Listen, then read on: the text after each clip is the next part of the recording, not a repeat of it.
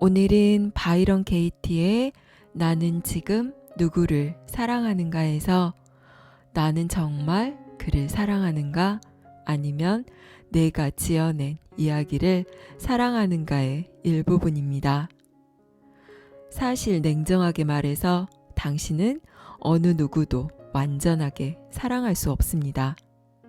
당신은 그들에 관해 당신이 지어낸 이야기를 사랑할 뿐입니다. 누군가 당신을 이해하고 동정해 주기를 바라나요? 그럴 때 당신은 그 누군가를 당신의 이야기책에 끌어들이지 않나요? 그러고는 당신 늘 상처받지 않았나요? 관계란 마음이 맞는 두 사람이 존재한다는 것을 의미합니다. 각자가 쓴 이야기를 서로 좋아하는 두 사람 말입니다. 우리는 그것을 사랑이라고 부릅니다. 그러고는 자신의 정체성을 담고 있는 신성한 이야기에 상대방이 동의하지 않을 때 우리는 그에게 결별을 선언합니다. 누군가 나를 가리켜 쌀쌀맞다고 말하면 나는 남편에게 달려가 말합니다. 여보, 아무개가 나더러 쌀쌀맞대요. 그러면 남편은 나를 안아주고 내 볼을 쓰다듬으며 말합니다.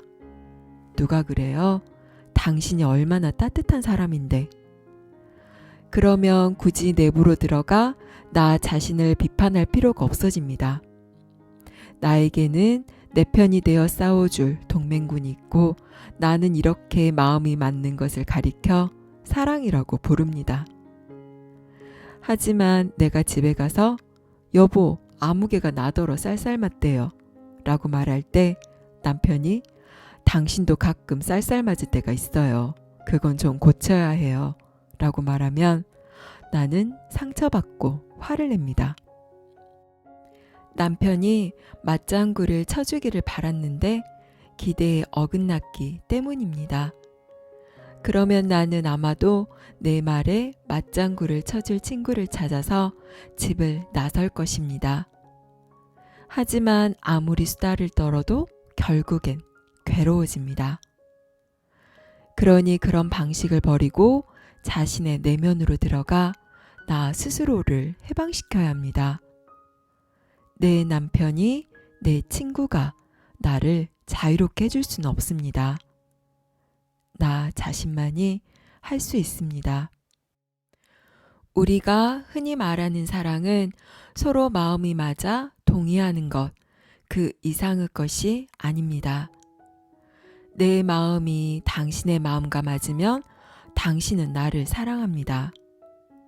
내 마음이 당신의 마음과 맞지 않는 순간, 그리고 내가 당신의 신성한 믿음에 조금이라도 의문을 갖는 순간 나는 당신의 적이 됩니다.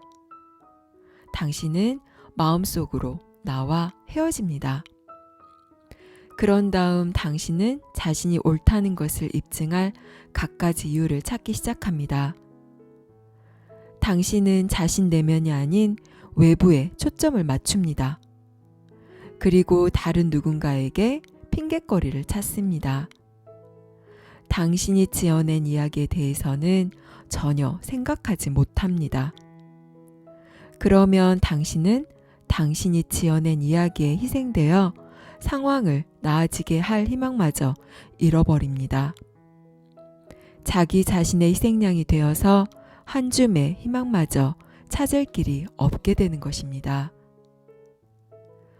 누군가 당신을 사랑해야만 한다고 생각할 때 고통이 시작됩니다.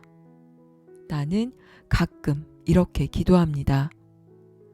신이시여, 사랑받고 싶은 욕망, 인정받고 싶은 욕망, 존중받고 싶은 욕망에서 저를 자유롭게 해주소서. 사람들의 사랑과 인정을 구한다는 것은 당신이 완전하지 않다는 것을 스스로 인정하는 일입니다. 가장 의미 있는 관계는 당신 자신과의 관계, 이것뿐입니다.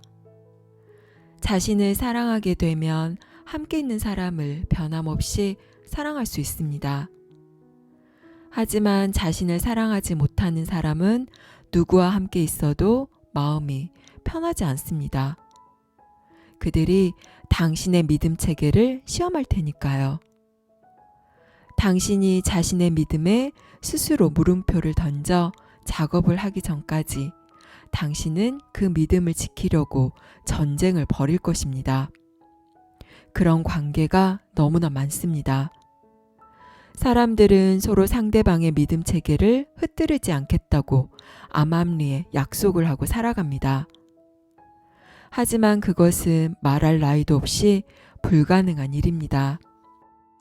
다른 사람들의 사랑이 필요하다는 생각이 들면 당신은 어떻게 합니까? 남들에게 인정받으려고 전전긍긍하나요? 인정받지 못할까봐 두려워서 가식적으로 행동하나요? 남들이 나에게 어떤 모습을 바라고 있는지 궁금해하며 그들의 기대에 맞추려고 애를 쓰나요? 카멜레온처럼?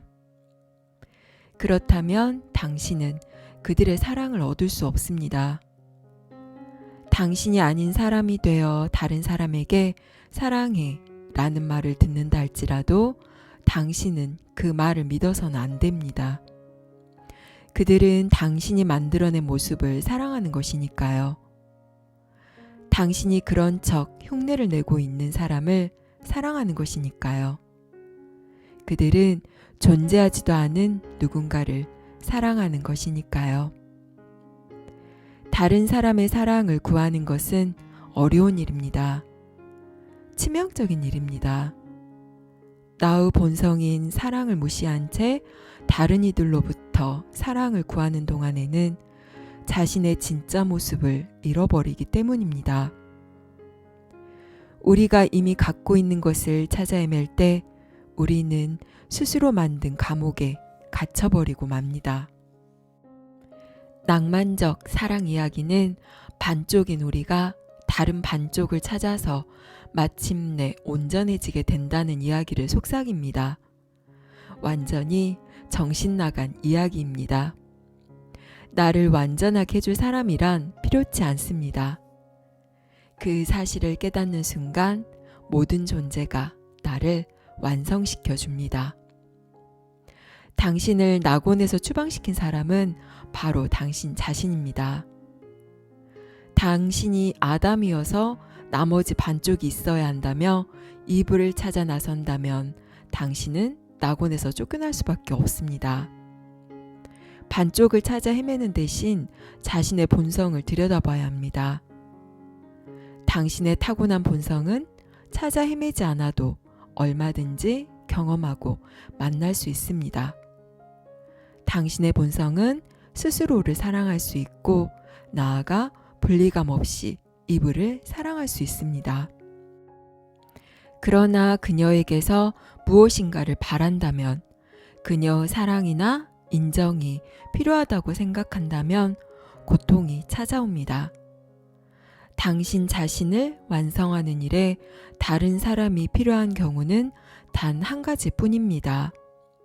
당신 생각에 물음표를 제기하고 그 생각을 뒤집어 볼 때 그때에만 타인에 대한 당신의 판단이 필요합니다. 그때에만 다른 누군가가 필요합니다. 다른 사람으로부터 상처를 받는다거나 마음이 불편해진다는 것은 순전히 엄살입니다. 나 아닌 외부의 누구도 나에게 상처 줄 수는 없습니다. 있을 수 없는 일입니다.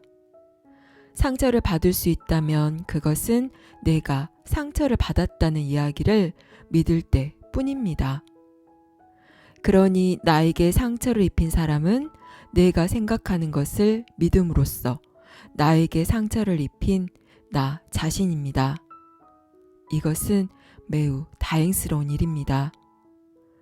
왜냐하면 나를 다치지 않도록 하기 위해 다른 누군가를 제지해야 할 필요가 없으니까요. 나를 상처 입히지 못하게 할 수 있는 사람은 나 자신뿐입니다.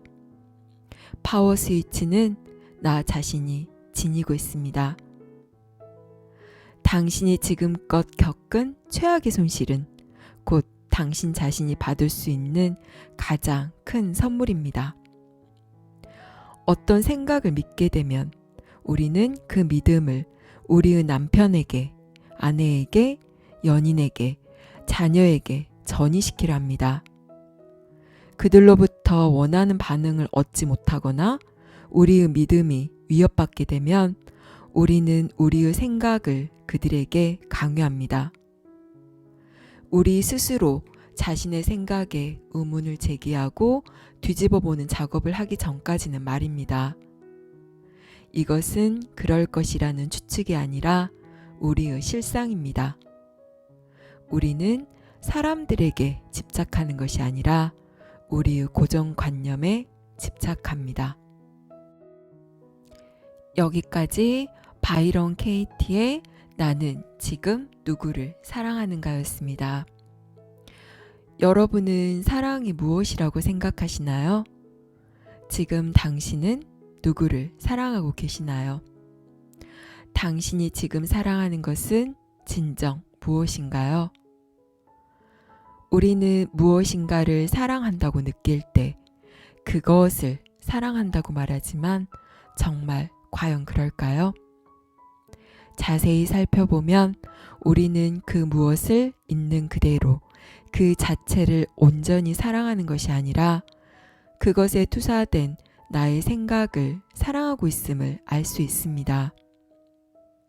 상대방에 투영된 나의 기대나 그 대상을 통해 만들어진 나의 이야기를 사랑하는 것이지 우리는 그것을 통째로 있는 그대로 사랑하는 것이 아닙니다.